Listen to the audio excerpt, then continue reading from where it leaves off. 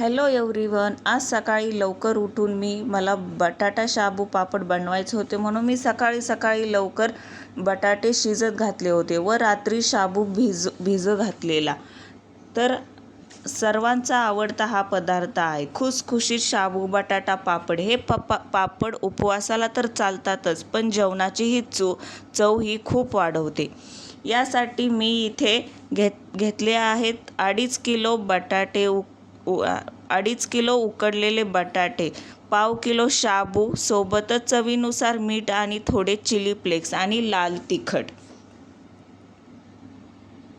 सर्वात आधी बटाटे सोलून ते खिसणीने खिसून घ्या। खिसल्यामुळे बटाट्यात गुठळ्या राहत नाही आणि पापड अगदी एकसारखे होतात। व उकडलेला शाबू, आता यात मीठ आणि तिखट घालून हे पीठ चांगलं मळून घ्या। हवा असल्यास तुम्ही यामध्ये जिरेही घालू शकतात।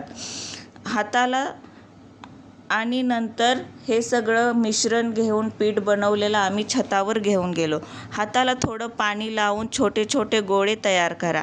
एक प्लॅस्टिक पेपरवर गोळा ठेवून त्यावर दुसरा पेपर ठेवा आणि डिशने किंवा लाटण्याने हलक्या हाताने पापड पसरवून घ्या।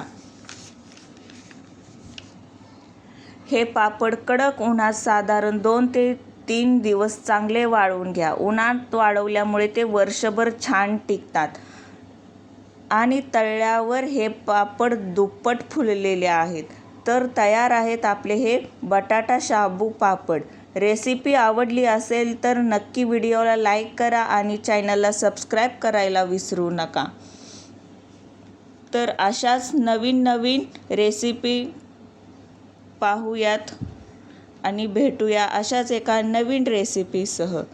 तोपर्यंत थँक्यू, टाटा, बाय बाय।